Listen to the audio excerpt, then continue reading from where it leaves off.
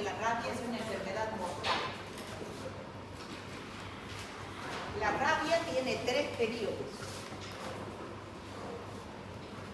igual que todas las enfermedades.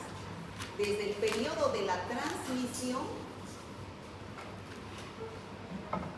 el periodo prodrómico, este es periodo de incubación, periodo prodrómico y el periodo neurológico.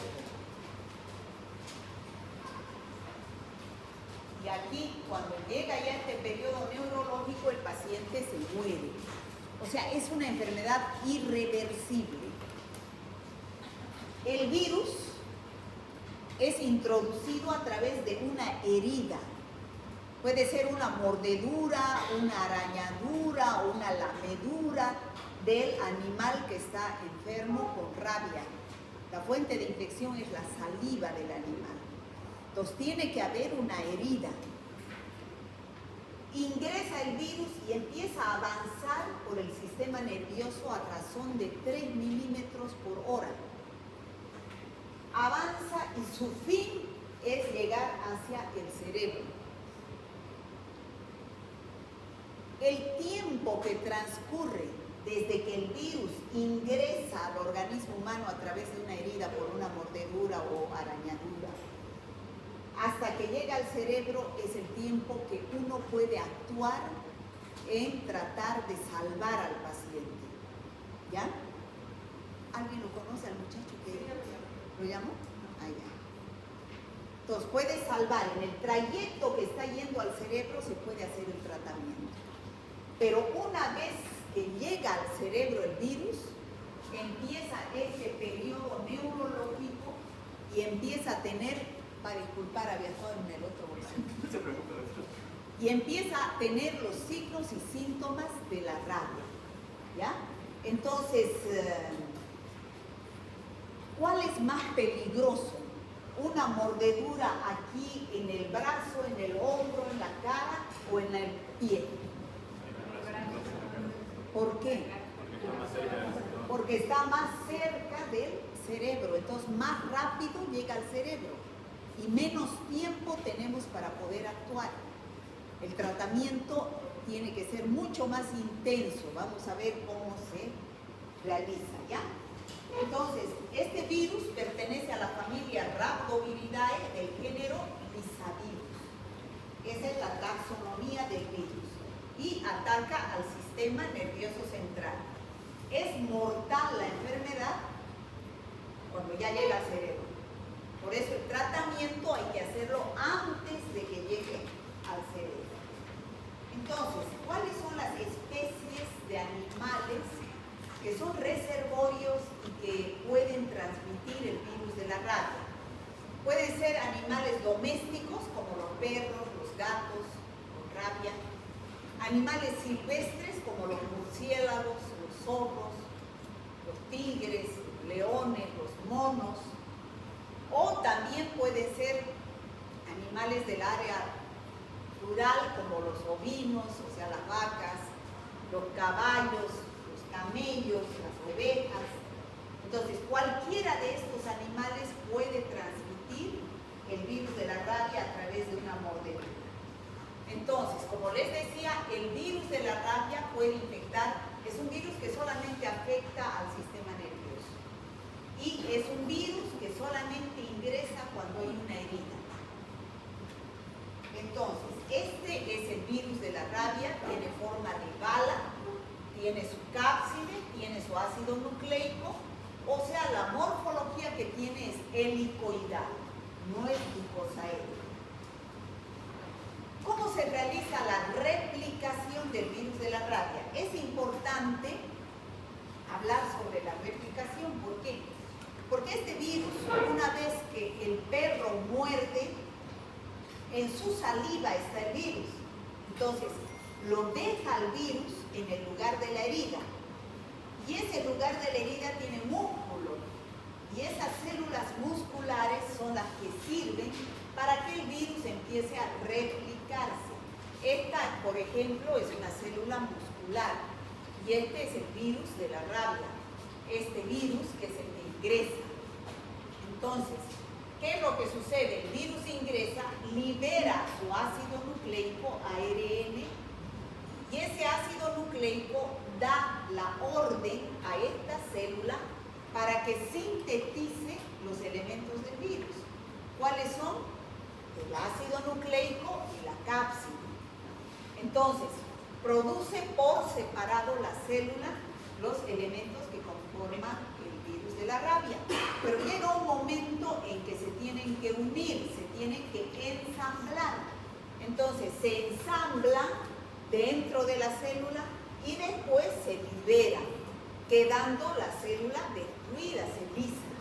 Y es así que tenemos, mediante este proceso de replicación, gran cantidad de virus y células muertas. Entonces, como les decía, el virus está presente en la saliva de los animales infectados con rabia.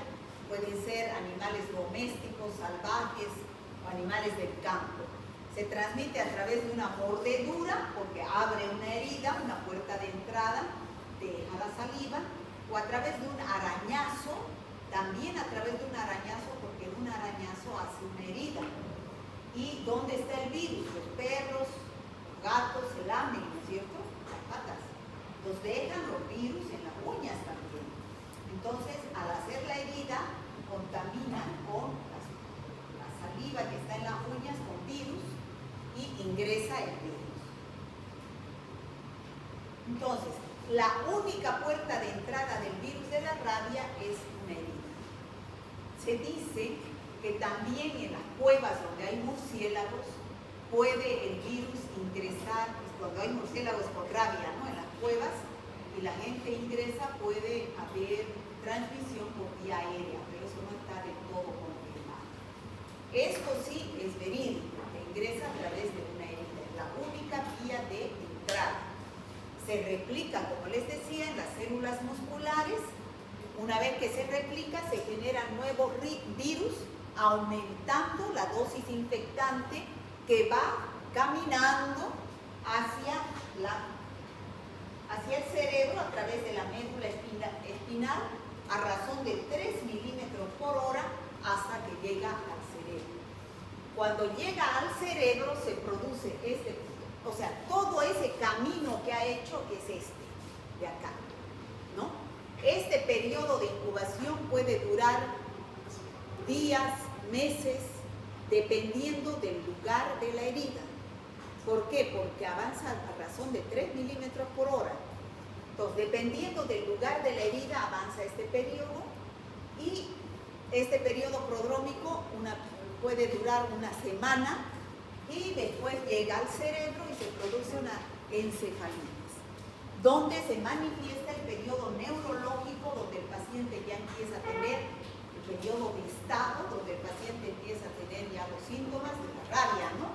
Que es hidrofobia, o sea, no tolera el agua ni para tomar, ni que le echen agua porque desencadena su furia, tiene aerofobia, igual el aire, no tolera el aire, empieza a tener convulsiones, empieza a tener hipersalivación. Entonces, esos son los signos y síntomas ya de un paciente que ha tenido encefalitis con el virus de la rabia. Pero no se queda el virus en el cerebro, sino ya ahí acabara la transmisión, ¿no? Si el paciente se muere, ahí acaba la transmisión. Ahí acaba la transmisión. Entonces, a través de los troncos nerviosos, el virus se distribuye por las glándulas salivales y la médula suprarrenal y va nuevamente a la saliva. Es por eso que continúa el ciclo de transmisión. O sea que el virus ingresa por una puerta de entrada que es la piel y termina en la saliva. Por eso es que hay la transmisión. Aquí tenemos el perro con rabia que tiene en la saliva los virus, ingresa a través de una herida, esos virus se replican en las células musculares, avanza el virus a razón de 3 milímetros por hora hasta que llega al cerebro y se desencadena el periodo neurológico de la rabia. ¿Está claro? Entonces, ¿cuál es la cadena epidemiológica de la rabia? Tiene que haber un agente causal, que es el virus de la rabia. Tiene que haber un reservorio, que ya hemos dicho puede ser animales domésticos, salvajes o del campo. Tiene que haber una puerta de salida, la boca del animal a través de la saliva. Tiene que haber una vía de transmisión, que es la mordedura, o sea, ya es en el huésped susceptible. Mordedura, arañazo o lamida, una puerta de entrada, que es la herida, y un huésped susceptible, que puede ser otro animal o el hombre, y se desencadena la enfermedad. Entonces, esta es la cadena epidemiológica que se sigue para producir la enfermedad. Entonces, dígame dónde tenemos que actuar para combatir la enfermedad, para cortar esta cadena epidemiológica. En el reservorio que está enfermo. ¿O cuál reservorio? Este reservorio que estuviera sano. Entonces, mediante la vacunación, ¿cierto? Al vacunarlo al perro, evita que se enferme. Y ahí se corta la cadena de transmisión. Yo pienso que la vacunación es en el susceptible, porque aquí el perro está enfermo. Este reservorio está enfermo. Entonces es aquí, en el susceptible, en el sano, susceptible de ser mordido y de poder adquirir la rabia. Entonces, para evitar esta enfermedad tenemos que interrumpir esta cadena de transmisión. Y para eso se debe vacunar al perro, gato o mono contra la rabia cada año. Entonces, aquí tenemos las variables que yo he explicado allá. Periodo de incubación puede durar de 1 a 3 meses, dependiendo del lugar de la herida.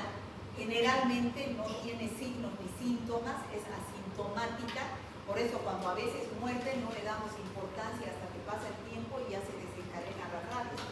Por eso ustedes como personal de salud deben decir, ante cualquier mordedura de un animal, se debe acudir al centro de salud más cercano para que el médico evalúe el cuadro y sepa qué es lo que va a hacer, ¿no? Porque las mordeduras en zonas de riesgo, que son la parte de arriba, evolucionan rápido y llegan al cerebro. Entonces, en esta etapa no se puede hacer PCR porque el título es bajo y el virus se encuentra en el músculo. El periodo prodrómico dura de 2 a 10 días, son síntomas parecidos a una gripe.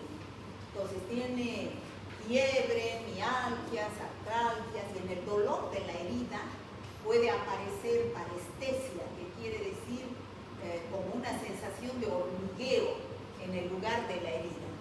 Aquí ya se puede hacer PCR porque el título del virus, aunque es bajo, pero ya se encuentra en el sistema nervioso central y en el cerebro. En el periodo neurológico agudo es donde empiezan los signos y síntomas característicos de la rabia, ¿no? Y el paciente siente ansiedad, confusión, pero solo dura una semana. En una semana el paciente se va, y menos todavía. Hidrofobia, fotofobia, parálisis muscular, alteraciones del ritmo respiratorio. Aquí hay ya título elevado de virus en el cerebro y otros puntos. Después ya entra convulsiones, paro cardíaco, o sea, ya entra en un periodo de shock, ¿no? Y el estado virus, los virus tienen un título elevado y al final llega a la muerte del paciente. Vuelvo a repetir, ¿qué es lo que hay que hacer? Hacer el tratamiento en este periodo, antes de que llegue acá, ¿no? El paciente muere por un paro cardiorrespiratorio. En otra diapositiva, los síntomas, periodo de incubación puede ser variable, desde días hasta meses. Se multiplica el virus en la puerta de entrada en el músculo, sin manifestaciones clínicas, puede haber parestesia en el lugar de la herida. Después entra en un periodo prodrómico que dura de 2 a 8 días, síntomas inespecíficos, parestesia en el lugar de la herida y después el periodo neurológico que ya dijimos, hiperactividad, alucinaciones, hipersalivación, ¿no? Entonces, esto es la clínica del paciente: fiebre continua, excitación frente a cualquier estímulo, puede ser estímulo de agua, porque eso tiene hidrofobia, aerofobia, irritable se presenta el paciente, molesto, sensible, por eso a estos pacientes hay que hospitalizarlos en terapia intensiva y aislados, porque cualquier ruido es un estímulo para que se desencadene el cuadro de rabia. Empieza a tener contracciones, temblores, espasmos dolorosos, convulsiones, hidrofobia, fotofobia, aerofobia, espasmos, empieza la hipersalivación, la parálisis, coma y muerte del paciente. Todo esto es en el periodo neurológico. Entonces, los perros pueden contagiar a otros 3 a 5 días antes de la aparición de los primeros síntomas de la enfermedad. ¿Por qué? ¿Cómo se manifiesta en el perro? También en 3 periodos. El perro es mordido por otro perro que tiene rabia. Entonces, ¿qué va a suceder? Igualmente se replica el virus en el lugar de la herida y empieza primero en el perro o en el animal una fase melancólica, llamada también rabia muda. En esa fase melancólica el perro no tiene signos y síntomas de ataque. En ese periodo el perro tiene hipoactividad, se esconde de su amo, tiene fotofobia, en lugares oscuros se va a esconder, conducta esquiva, huye de su amo, caza moscas imaginarias, dice, ¿no? Ya después recién entra a la fase agresiva, donde ya tiene hidrofobia, aerofobia, hipersalivación, o sea, empieza a babear, excitación y empieza a agredir. Esa es la fase agresiva del animal. Y después el perro entra en un periodo de parálisis, en la fase paralítica, y muere el perro, ¿no? Estas son cómo avanza el virus o la enfermedad de la rabia en el perro, mediante 3 fases. Fase melancólica o rabia muda, la fase agresiva y la fase paralítica, ¿no? Ahí tenemos bien registrado las 3 fases, donde primero en la fase melancólica se encuentra en conducta esquiva el animal, la fase agresiva y la fase paralítica, donde vemos ya que se paralizan primero las extremidades posteriores, no puede caminar o camina en zigzag, después todas las extremidades y el perro se muere. Ahí tenemos los síntomas de alerta, ya tenemos que ver que el perro se esconde, se aleja, busca un lugar oscuro, desconoce a su amo, no come, no bebe. Hasta aquí es la rabia melancólica. A partir de aquí ya es la rabia, el periodo agresivo. Hasta aquí, babeo abundante. Y a partir de aquí es la fase paralítica. Parálisis que empieza, así como vemos en la figura, en las extremidades posteriores, camina en zigzag y el perro se muere. Bueno, ¿qué medidas debemos tomar para la rabia? En primer lugar, todos debemos saber que ante una mordedura se tiene que lavar la herida con abundante agua y jabón. ¿Por qué se debe lavar la herida? Porque en ese lugar el perro ha dejado saliva. Y con su saliva, ¿qué ha dejado? Virus. Y esos virus van a ir avanzando de a poco hacia el cerebro. Entonces, al lavar la herida con abundante agua y jabón, estamos disminuyendo la carga viral. Entonces va a haber menor cantidad de virus que vayan a ir avanzando hacia el cerebro. Va a haber una pequeña cantidad que va a ir avanzando, pero eso lo contrarrestamos con el tratamiento de vacuna y antisuero que hagamos después. Y acudir inmediatamente al centro de salud más cercano para que el médico evalúe cuál es la conducta a seguir. Porque hay diferentes conductas evaluando el lugar de la mordedura, el tipo de animal, si es conocido, desconocido, si es vacunado diferentes conductas que ustedes, doctores, tienen que saber para aplicarlo al paciente que ha sufrido esta mordedura del animal con rabia, ¿no?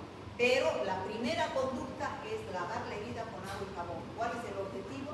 Disminuir la carga viral en el lugar de la mordedura, porque ahí empieza a replicarse el virus, en las células musculares del lugar de la herida. Bueno, como les decía, el tratamiento va a depender del sitio de la mordedura, siendo más peligroso la cabeza, el cuello, la cara, las manos, porque está más cerca al cerebro. La magnitud de la herida es más riesgo cuando hay lesiones profundas de heridas y cuando hay múltiples heridas, porque va a haber mayor carga viral. Y depende también del animal agresor. Se dice que es más peligroso las mordeduras de animales silvestres que las de los animales domésticos. ¿Qué es lo que debe hacerse en el centro de salud? ¿Cómo es el manejo del paciente ante una mordedura, ante un paciente que acuda por una mordedura?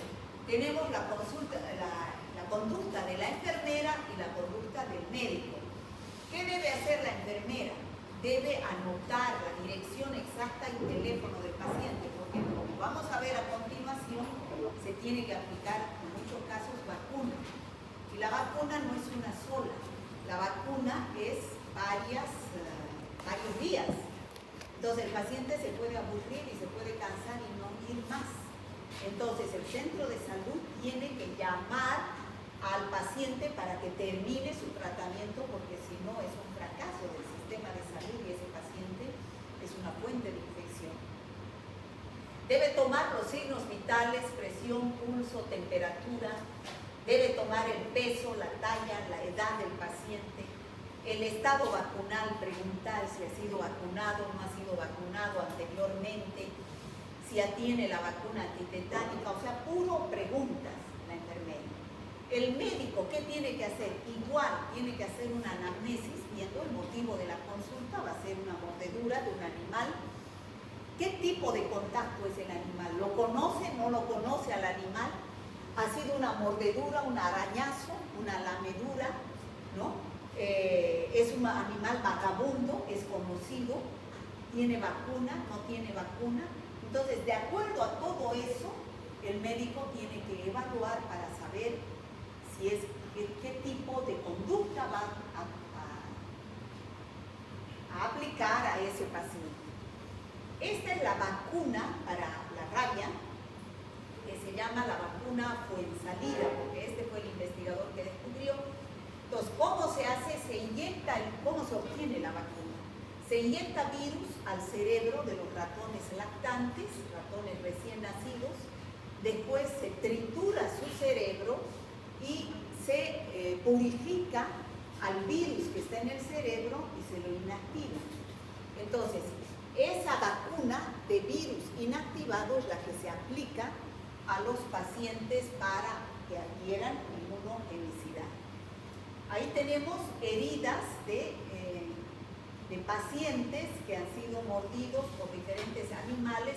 Tenemos heridas profundas, heridas más leves, pero son heridas que son una puerta de entrada.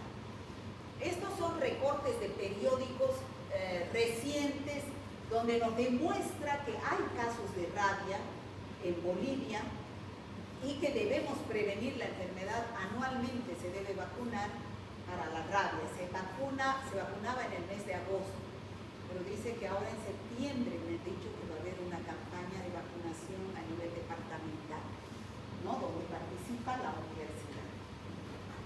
Profilaxis. Sabemos que para prevenir, aquí en la rabia, chicos, profilaxis, ¿qué significa? Prevención. Y esta profilaxis, prevención, ¿es en pacientes enfermos o sanos? Esto es en sanos, normalmente es en sanos. Y el tratamiento es en pacientes enfermos o sanos. Aquí es el paciente enfermo, ¿no es cierto? Aquí es el paciente enfermo. Pero en el caso de la rabia, como no sabemos si ha podido haber ingresado el virus a través de esa herida, porque hasta que llegue al periodo neurológico no vamos a saber. Entonces se hace prevención, o sea, profilaxis y tratamiento al mismo tiempo. O sea, ¿qué se aplica? Dos cosas, el antisuero y la vacuna. Ustedes saben que existe inmunización activa e inmunización pasiva, ya lo expliqué en una anterior clase. ¿Qué es la inmunización?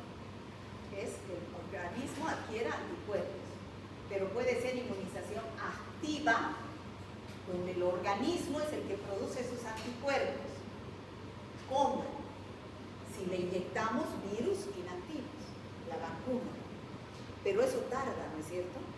Hasta que le inyecten la vacuna, hay hasta 10 días que tarda el organismo, una vez que está el virus inactivo, en producir sus propios anticuerpos.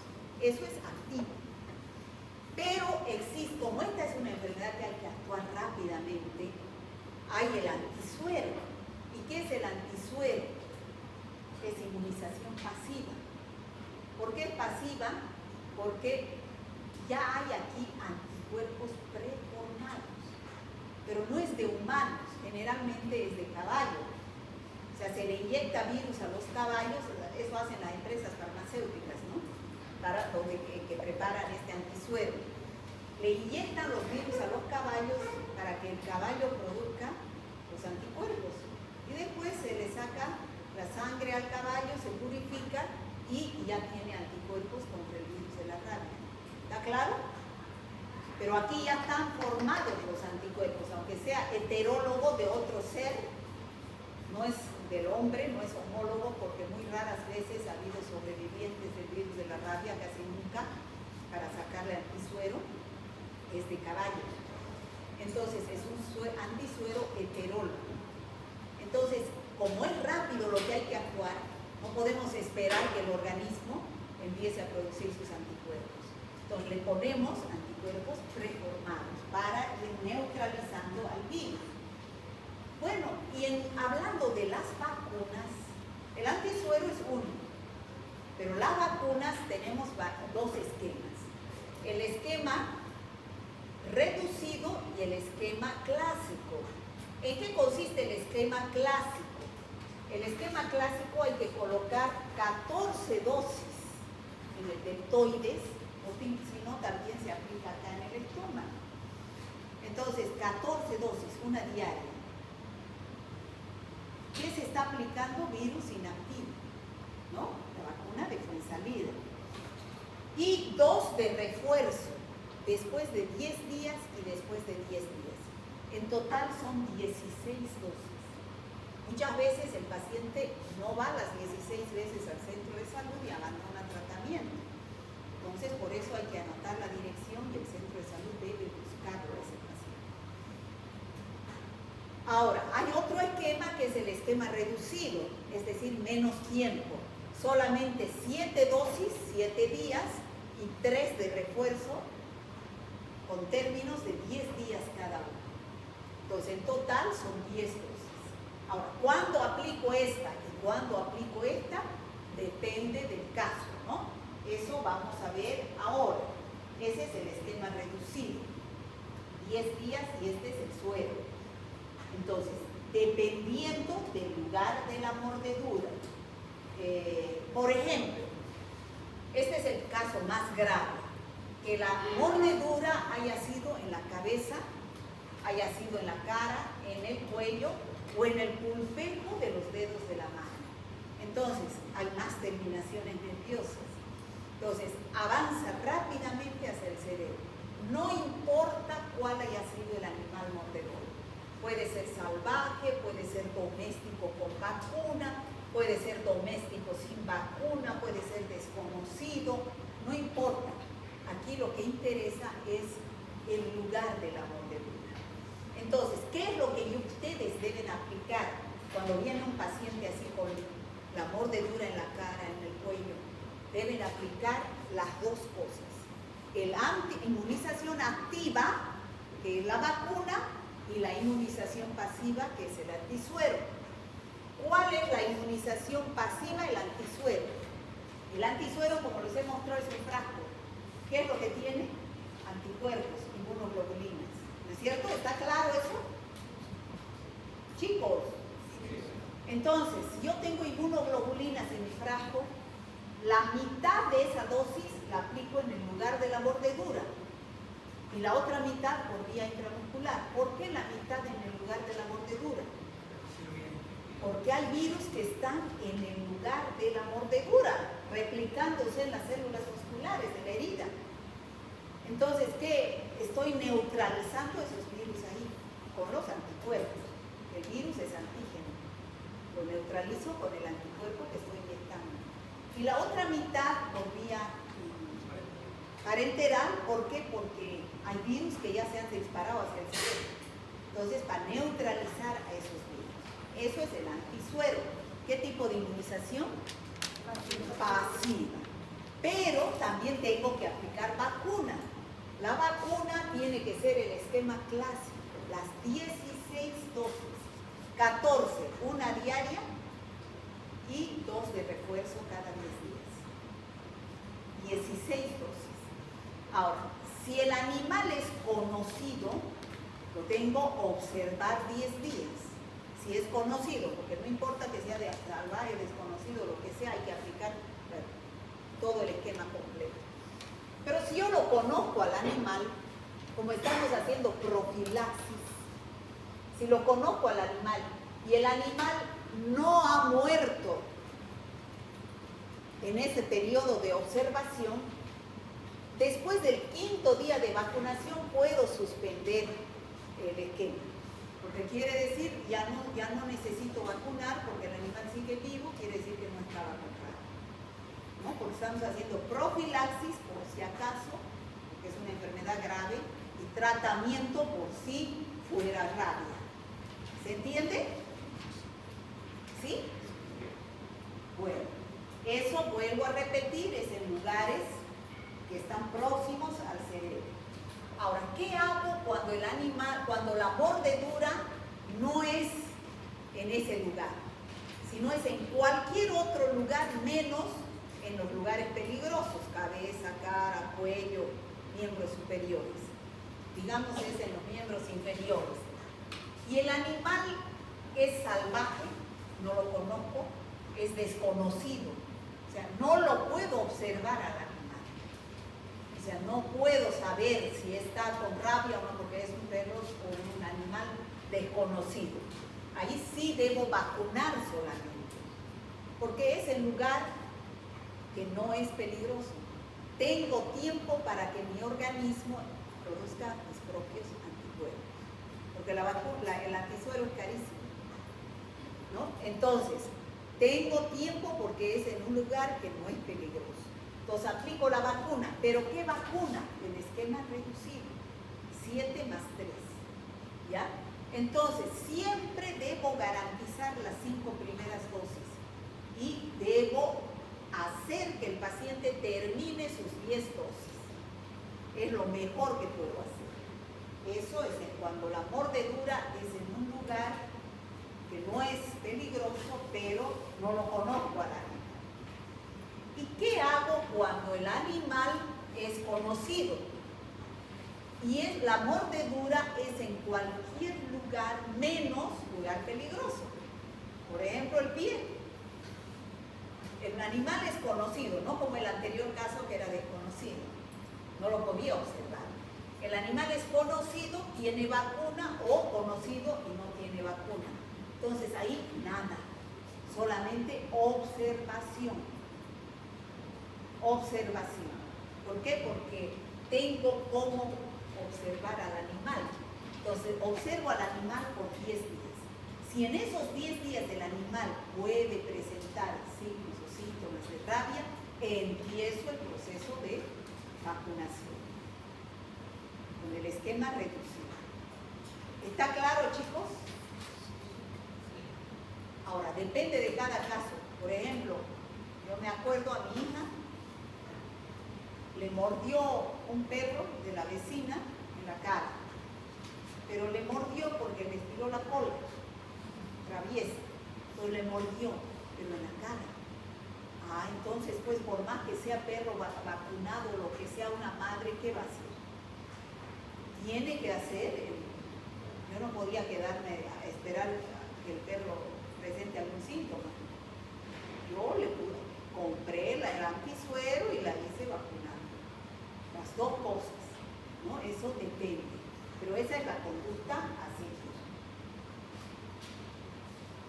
Abandono de tratamiento, han visto que es largo. Es la suspensión de cualquier dosis administrarse, aun cuando fuera el último refuerzo. O sea, tienen que ser todas las dosis más la de refuerzo. Todo, hay que completar el esquema. Se debe extremar esfuerzos por ubicar al paciente para su tratamiento, pues un abandono de tratamiento implica fracaso del servicio de salud. ¿Y cuáles son los esquemas de vacunación para los perros y a los gatos, ¿no? Si es un perro menor de 1 año, hay que aplicar la primera dosis al mes de edad, la segunda dosis a los 3 meses y la tercera dosis a los 6 meses. Y la cuarta dosis al año y después cada año hay que vacunar, ¿no? Y si es animal doméstico mayor de 1 año, hay que vacunar cada año. Bueno, esto lo van a ver en el laboratorio, qué es lo que nosotros debemos hacer para hacer un diagnóstico de rabia desde el punto de vista del laboratorio. Si el paciente o el perro está vivo, entonces, ¿de dónde recolecto la muestra? ¿Cuál va a ser la muestra? La primera, al iniciarse los signos y síntomas. La segunda, antes que la persona muera. O sea, que el paciente está vivo. ¿Dónde se encuentra el virus? En la córnea, puedo realizar una impronta de córnea, en la saliva, biopsia de piel, generalmente 10 folículos pilosos del cabello se sacan, suero también o líquido cefalorraquídeo. ¿Qué debo hacer en el laboratorio para observar al virus? Inmunofluorescencia directa. O también puedo hacer aislamiento del virus mediante cultivo celular o puedo hacer una PCR. O también puedo hacer un examen histopatológico buscando los corpúsculos de Negri, ¿no? Ahora, si se ha muerto, entonces ya puedo realizar una muestra de encéfalo. Está muerto. Entonces, en el animal, el cerebelo, el tallo encefálico, en humanos, ¿no? Y la biopsia cerebral se utiliza para buscar al virus mediante inmunofluorescencia directa, ¿no? Y los corpúsculos de Negri es un signo patognomónico de rabia. Centros de vacunación en Santa Cruz hay en todos los centros, en todas las redes, ¿no? La red este, la red sur, la red centro, creo que en todas las redes. Lo que está con rojo son los centros de salud de cada red donde hay vacunación para el virus de la rabia. Y a veces, por ejemplo, el centro que se llama el que es por la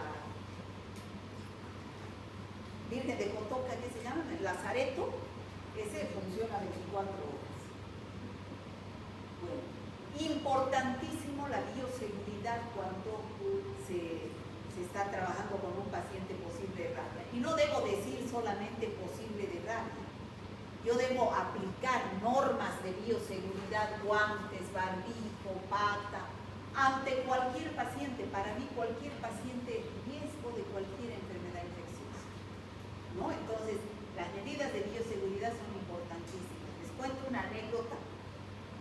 Cuando yo estaba en el San Juan de Dios, en medicina interna había un paciente que presentaba convulsiones, no era una rabia manifiesta, ¿no?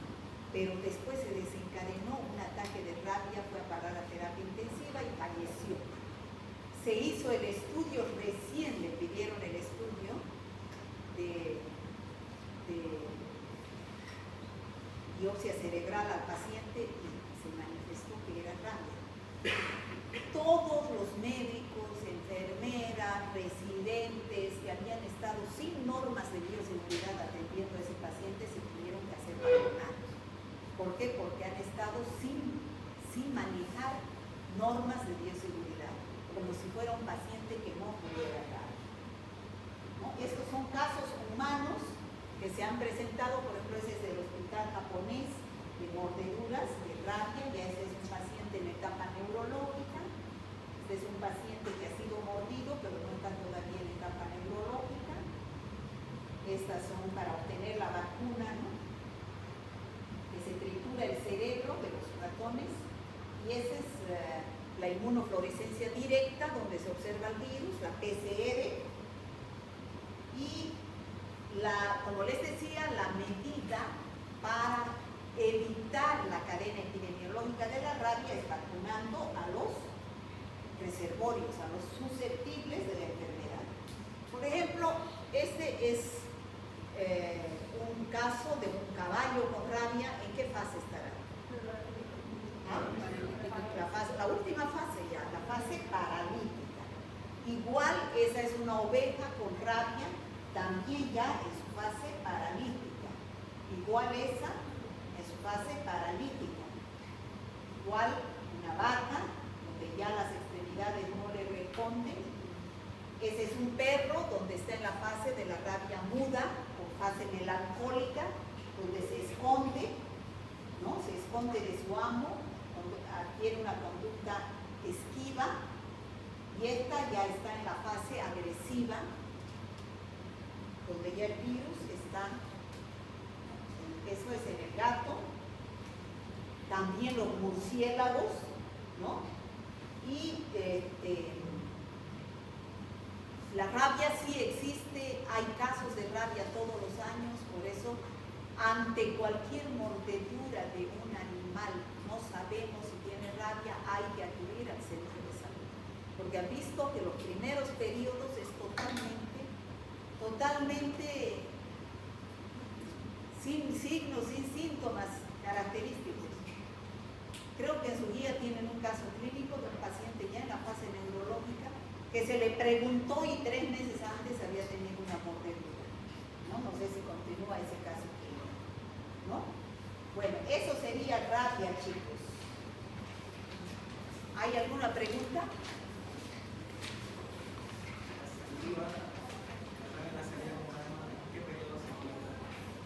¿Qué? El virus de la rabia en la saliva de los humanos, ¿en qué periodo se encuentra? En el humano. Cuando llega el periodo neurológico, después se van las glándulas salivales. Después del neurológico va a las glándulas salivales.